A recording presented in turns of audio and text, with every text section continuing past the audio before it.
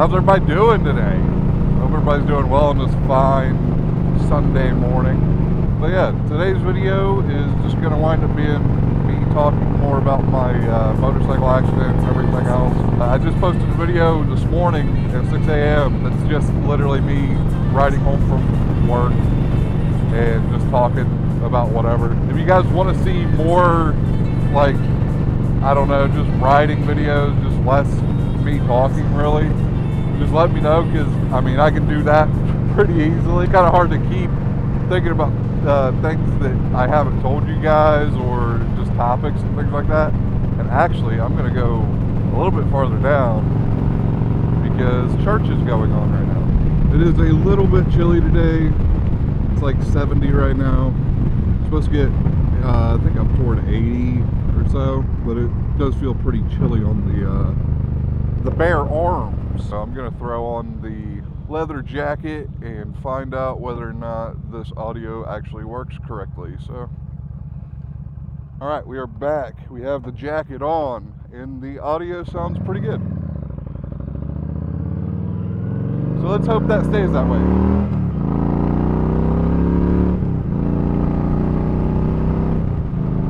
We got a pretty good downpour yesterday. Yesterday was a life celebration of my cousin. He had passed away on June 6th or 8th, and he lived in California, so my aunt had to get him transported back over here and all that. That took a little while, so which was a good time. It was nice seeing everybody. I guess I can get into the motorcycle accident and everything. So on I think it was May 17th, 2023, I wound up having a motorcycle accident, a very, very bad one. It was due to me being stupid, because I decided I was going to pass a car that was going slow. He was doing like 35, it was like a 45 or 50, something like that.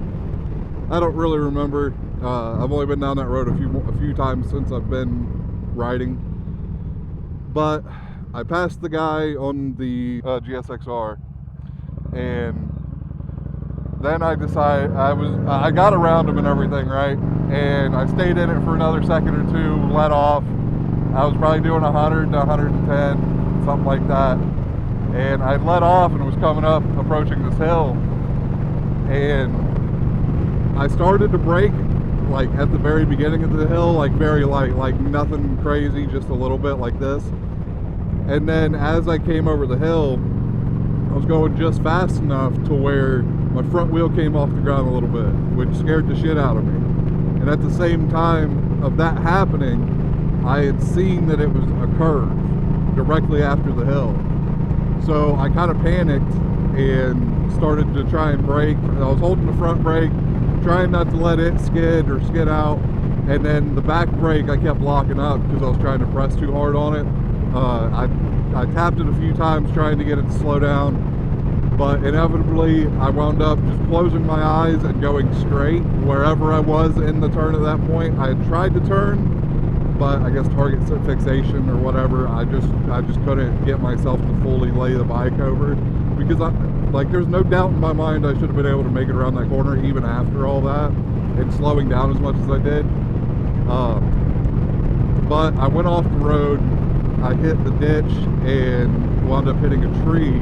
I've heard, I don't fully know at what speed I hit the tree, but I know around the speed I left the road on, or I left the road at, whatever.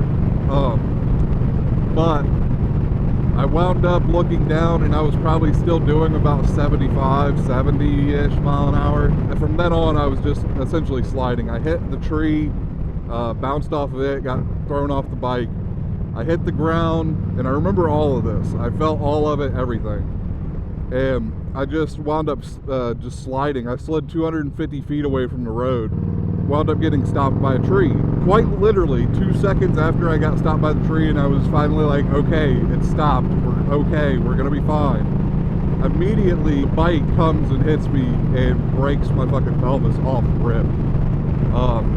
At the time, I don't think I had any real broken bones until that point, but I wound up taking out a few smaller like trees and stuff like that with my body. They really said the only reason I even survived was partially because of how big I was. I was like 270 pounds at the time. I am much bigger now. My stomach sticks out way farther. I'm like 330 right now. I need to get on getting healthy again, or healthier, I should say. My ideal weight is like 250. Like, that's not too lean or too heavy for me. Anyway, the bike hit me, all that. I immediately knew that my hip, my pelvis, and everything was broke. And I was kind of pinned underneath the bike. I had my arm underneath the bike. So I started to scream for help. I was face down in the dirt. Honestly, the funniest thing about it was my pants, they started to come off of me. So my pants wound up below my ass and just below my my little guy down there, dude. So I was quite literally like face down in the dirt with it out, and immediately I was like, okay, well, if anybody finds me, I need to pull my pants up past that. I do not want anybody seeing my little guy. I was able to wiggle out from underneath the bike. The bike was quite literally on top of my entire like shoulder and arm, and flipped myself over, and I felt everything shift down to my pelvis, and that hurt like hell. But I was more worried about getting my gloves off, getting my helmet off, and then just laying there until somebody arrived. And thankfully, the guy that I had passed actually stopped because he's seen all the dirt kick up and everything. So he stopped, and he's the biggest reason on why I survived. Without him, I would have just been down in the dirt fucking forever. Because I didn't, like, my phone was still on my tank. The tank got ripped off, went somewhere completely different. I lost my GoPro. I lost like a lot of shit. And it was in a spot to where it was kind of down into a tree line, so anybody that would drive past wouldn't really see me at all. It scared the ever-living shit out of me. And this whole time, I still don't have my, I'm keeping my eyes closed this whole time. So they wound up calling the ambulance and everything else. The cops got there. They put the belt on me, because there's like, they have a belt that will go around your waist, and they tighten it so nothing moves. That way, in transport or moving me or anything like that, my pelvis doesn't move a bunch and create more problems or puncture anything. They did that and put me on the stretcher, took me to the hospital, and then they care flighted me immediately out to Kettering, which is like, I think top 3 best trauma surgeons, top 2, something like that. So I got there. I remember the entire like helicopter ride. Again, I still had my eyes closed, but there was one point in the helicopter ride I had opened my eyes, and I realized I couldn't see out of my my right eye. So I was a little bit scared, but I was like, okay, it's whatever. Like, I'm blind now. That is what it is. Like, fuck it, you know? I'm more worried about surviving right now. I just looked over at the one of the guys that were transporting, and I just looked at him and was like, hey, how much longer? He said about 6 minutes. That 6 minutes went by pretty quick. Most of it went by really, really quick. Like, it didn't feel as long as it was, because, you know, adrenaline and everything else. They got me to the hospital and got me in the room and everything. They wound up finally getting a hold of my parents. I don't know, it was probably, I think they said like 3 hours after I had gotten to the hospital, my parents showed up. I don't know, my time was all messed up. I thought they were there relatively quick. But yeah, they wound up getting there. They didn't want to give me any pain meds, because they had asked me if I had ever been addicted to anything, or if I still was. And I hesitated, but I inevitably just told them, because I wanted to be honest. And because of that, I'm pretty sure they just didn't want to give me pain meds, because they thought that maybe I wasn't in that much pain and it was just a ploy to get pain meds, which it in fact was not. And once they figured that out, that it was as bad as what it seemed like, they wound up finally giving me a bunch of pain meds, and I didn't remember much after that. Well, they pretty much were just telling my mom to prepare for the worst, that I was more than likely going to die. They were going to do everything they could, but more than likely I was going to die. And my mom just looked at him and was like, no, he's not. You don't know him, all this, that, and the other, whatever. Come to find out, I did survive, you know. They wound up doing surgery on me. and I was in like a lot of pain. I remember a few of the CAT scans and CT scans or whatever. Like I was so swollen that I probably had my stomach out probably about like this or more. I just couldn't breathe. I felt like I couldn't breathe anytime they'd lay me all the way down because of all the swelling and everything. So it was really, really, really rough. I was probably a major pain in their ass. In one of the surgeries, they were putting me all back together and everything, right? And as they were putting my colon back in, or moving my colon around, whatever, the doctor said she had never seen it in her, I don't know, I think she's been working as a doctor for like 25, 30 years, something like that. But she said never in her entire time as a surgeon, as a doctor, has she ever seen a colon just start dying in her hand. Because they said that I had some thin spots, and what was holding it all together was my fat. But when she went to put everything back together, it just started turning gray, so she had to try and cut it before everything else died. So I wound up with a colostomy bag for about a year and a couple months after my accident and everything. I woke up with a colostomy bag and was kind of like, what the fuck is this? like, what is going on here? I also had woken up with a feeding tube and a breathing tube in my mouth, and I guess they had me strapped down for a while just because I would like kind of freak out because I just wanted to know what was going on. And eventually, my mom talked them into to like not restraining me or anything, just let me wake up and kind of just feel, because I wasn't going to pull it out. I had no intention of yanking everything out. But I just wanted to know what was going on because I felt something in my mouth. So yeah, that was the whole thing. I couldn't talk. I couldn't even write anything. I had no glasses because my glasses were trashed and we couldn't find them. So me trying to write down something on a whiteboard, especially after all that and all the pain meds and everything else, I could not spell for shit. And I kept getting pissed off because since I can't talk, like that's my only form of communication. Eventually I got all that out and everything, was a little bit better, but still just in mass amounts of pain. This was like, I don't know, probably a week or week and a half after I had the accident, because they had me on a like mass ketamine drip and a bunch of other things, so I really didn't remember 99% of that first like week to 2 weeks of me being in the ICU. I had a few complications beyond just the wreck. I wound up getting sepsis because of where all the trees had hit me, like in my side. Yeah, no, I wound up getting a massive hematoma because of all the things that I hit with my body, and it wound up getting infected, causing me to get sepsis and all that. They didn't think I was going to live because of that, too, because sepsis is a big fucking deal. Very, very dangerous, and not many people wind up like really recovering from sepsis. It fucked with my heart and everything else for a while, which it eventually fixed itself, I guess. It just wasn't going to be a permanent thing, because I think essentially I was in AFib after all that because of all the infection. Yeah, they wound up having to cut all that out, so I have a massive scar on my side. Dude, you could literally see through to my spine and shit. So that was one of the major things. I'd broken both of the sockets. Like, you have your pelvis and everything, and then you have the sockets where your legs are, essentially your hips. And I wound up shattering both sides because of the fucking motorcycle hitting me. So anytime they would try and give me a sponge bath, anything like that, because of course they got to give you a sponge bath to keep you clean and keep infection from like producing. Eventually they wound up giving me push Dilaudid, which is the best shit. I do not recommend doing drugs. I do not recommend doing any of that. Now, as I was saying, drugs are bad. You shouldn't do drugs. But I should probably go. That's a green arrow. They definitely thought I was going to become an addict because of it, because I quite literally was timing it perfectly. They could only give it to me every 4 hours.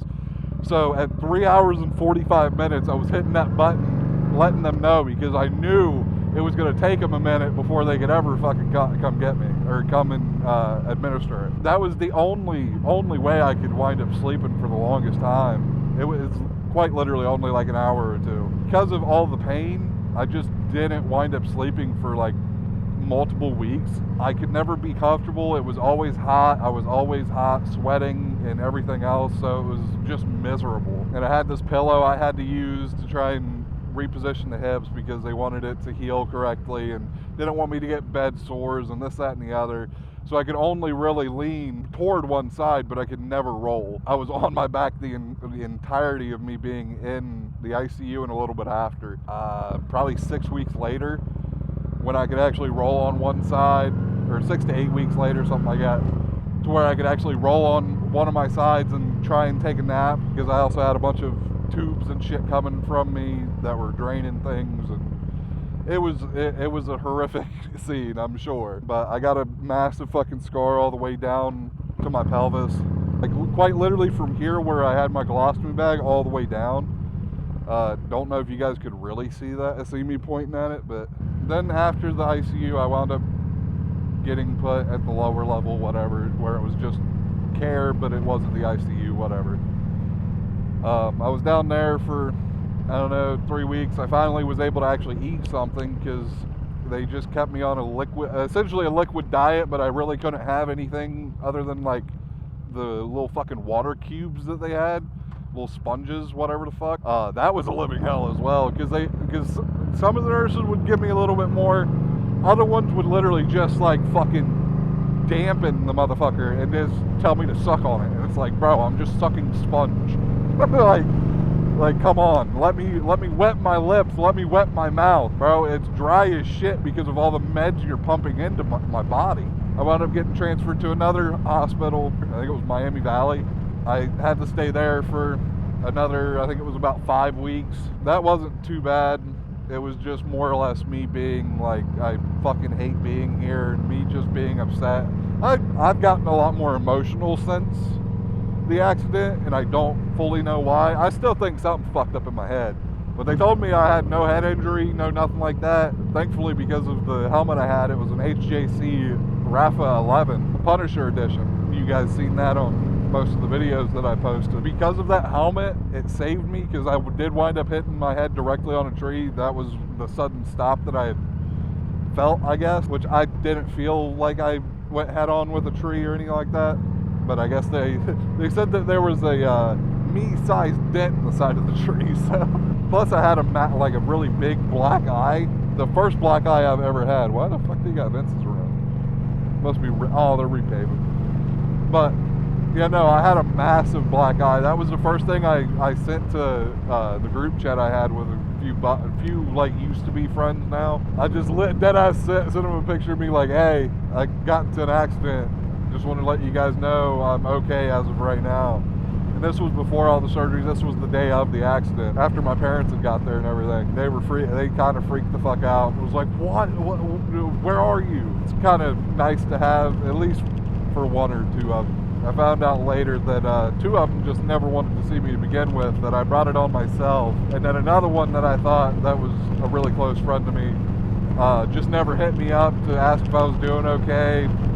The most they did was send a card, but it was a card from the entire, the entire facility that I was working in, the area I was working in. It was just a bunch of their names and her name, and then a couple of other buddies. And it was like, okay, that's cool, but like 3 months and you still haven't hit me up to see if I'm doing okay or need anything or just anything of that sort. So I just kind of said fuck all that and just cut all of those people off. I got a really good friend group now that I'm outside and working with the planes and stuff. I'm happy about that. I'm thankful for everything that's happened, because also on top of, like, you know how I said my colon was dying and everything in the doctor's hands, or the surgeon's hands? Quite literally, that was because we're going to Waffle House, but I'm going to take a little bit longer to get there. But it was, realistically, the whole accident and everything was a blessing in disguise, just because the doctor said if I hadn't ever went to the doctor to get checked out about anything, I probably would have been dead within 5 to 10 years, because my colon was so bad and it was just rapidly deteriorating. Don't know exactly what from, don't know if it was from what I was eating. Like, I kind of just still eat the same. I don't know if it was a previous condition that wound up occurring or if it was from drugs. My theory is that it was from the drugs, because I not only snorted it, smoked it, but I also had eaten it a few times. Little fun fact, I don't know if I've really told you guys about my previous drug addiction. I know I've told you guys about the me being on probation at the time, a couple years back.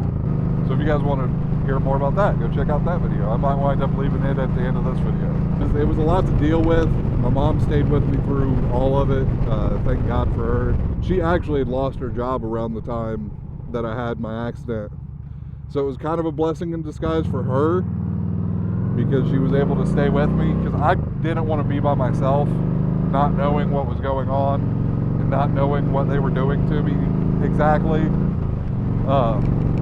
So I just wanted somebody to be there with me that could at least explain it to me or tell me what's happening, or like kind of prepare me for what was going on. So she stayed with me the entire 3 months. It was very expensive. I ordered a lot of DoorDash. I burned through like most of my money that I had saved up for the Chicago trip that I was planning on taking. And yeah, burned through most of that. I got short-term disability while I was in the hospital, which wasn't much. It was 60% of my paycheck, and then some other shit deducted, I guess. Because I only got like 250 bucks a week.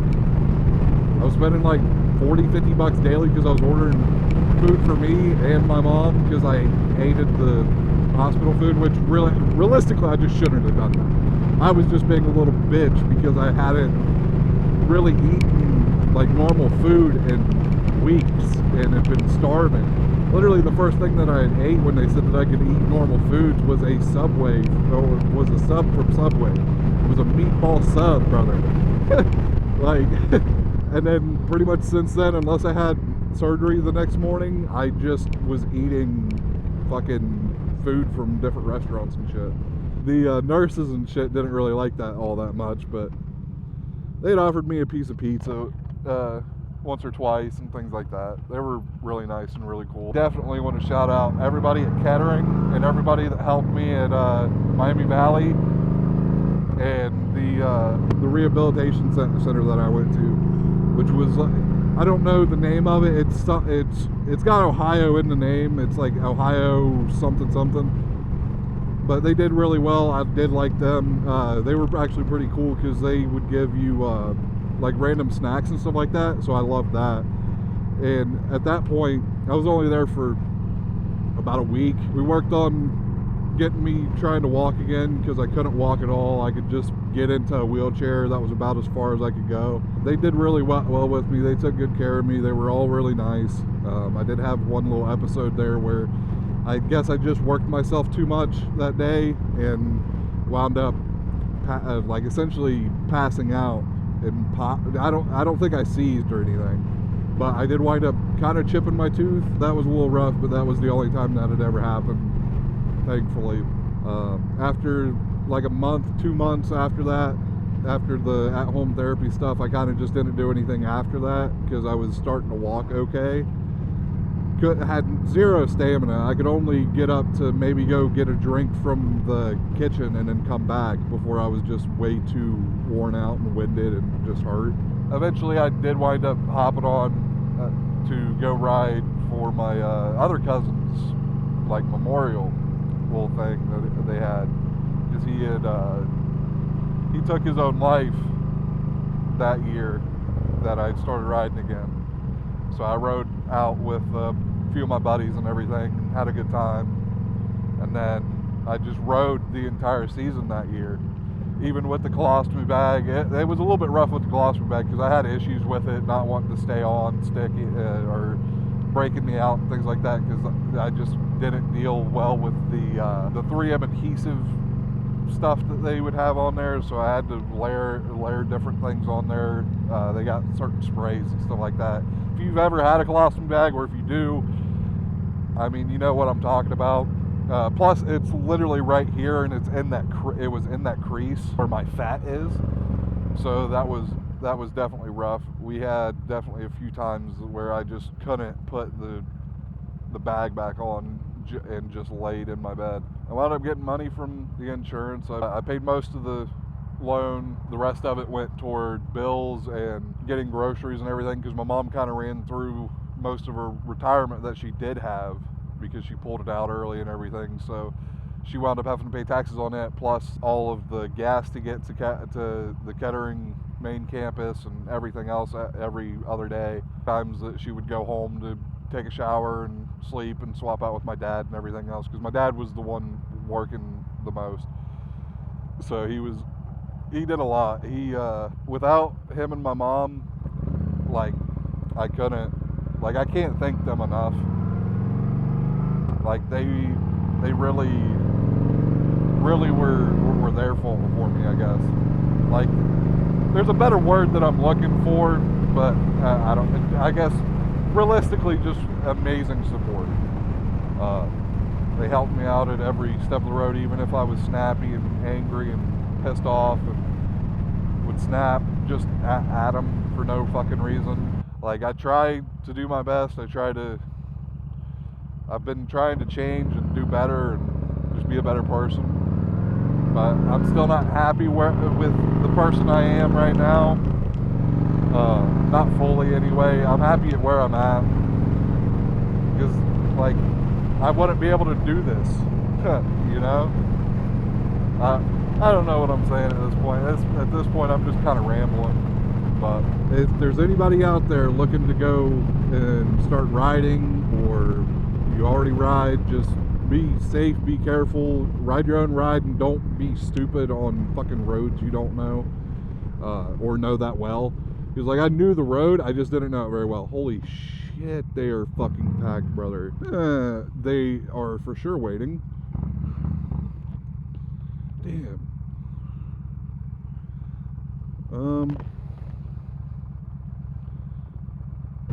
Yeah, like I was saying, if there's anybody out there looking to start riding, or looking to, or just already riding, just be safe. Remember to ride your own ride. Don't try and catch up with buddies or people you don't know, because you'll wind up getting hurt that way. You'll wind up trying to be better than you are. The bike will always just outperform you. Just stay safe, just wear your gear. I had a riding jacket on at the time, and that saved me from a lot of the road rash. But this year I wound up telling myself that I was going to ride as much as possible, because I wanted to get back into motovlogging and get back into editing and everything else that comes along with uploading to YouTube. The original plan was to buy a 2026 Yamaha XSR 900, because I just love the look of the XSR 900. I low-key think the MT-09 just looks ugly as fuck. It's an ugly duckling, but it's just a badass motorcycle. I was saving for it, and then I wound up just kind of getting into a game called CS2, aka Counter-Strike. And if you don't know what Counter-Strike is, it's an FPS game that's been up for like 20 years, of which you can buy cases and unlock them to possibly get a lot of money out of them, you know, with certain skins. So I started doing that and spent too much money, decided I wasn't going to be able to get the XSR 900 in the time that I was wanting to. And this was at the house because it was my neighbor's sons, and they got into an argument, and he decided that he was just going to leave it at a church that was like close to our house, or his house anyway. Called his dad and told him to come get it, that he didn't want it anymore, and that he left it there with the key in it. So he had to go get it and bring it back to his house, and he decided he was just gonna sell it because he has an Indian, like an Indian chief or something like that, like a badass motorcycle, really badass, looks really cool. And I was looking for a bike, and I rode it probably a couple weeks after we had it at the house. We rode it the one time all the way out to Portsmouth. Started to like it more and more as I rode it. I didn't want to get a cruiser just yet. I want a Harley still, but I wanted something faster and kind of cooler than just like a V-Star, you know? I mean, don't get me wrong, the V-Star is cool, I love it, it's fantastic, but the XSR has track modes, ABS, fucking traction control, wheelie lift control, fucking cruise control. that was my biggest thing, was I wanted a bike with cruise control, and it just so happened to be badass, fast, looked fucking sexy, and yeah, I just really wanted it, but I just couldn't get the money together to put the down payment on it. In the long term, I actually wound up saving a good bit of money on this with insurance and everything, because my insurance was going to be like $90 or something like that, and that was just for the Yamaha XSR, because I was going to sell the Nighthawk and use that money to also put down on the bike and put down like $2,500, because I didn't know what my APR rate was going to be or anything like that, but roughly a $200 a month payment, and as well as almost $100 bike insurance, which I already pay like $100 for liability on my fucking Chevy Blazer. It's 80 now, it's went down recently, but still $80, that still makes me pay another $50 on top of what I was already paying $140 for. But now I have this and the Nighthawk on my insurance, and I'm paying less than what I originally was, especially because my car insurance went down a little bit. But I'm paying, I think, like $120, $130 for my entire insurance payments, both for both bikes and my Blazer. So that's not bad. I'm glad that I'm saving on that. I'm also saving on gas, because this thing gets like 40 miles of the fucking gallon. And that's with me even getting on it a good bit. This is what I usually will ride to work, because my Blazer gets like 12 or 13 miles a gallon. It is fucking terrible. I get almost as many miles to a tank on this than I do my Blazer. But stay safe out there. Wear your gear, wear your helmet, specifically and especially your helmet, because it'll save your life. But yeah, hope everybody has a good day. Stay safe, and like, comment, and subscribe. I'll see y'all in the next video. Later.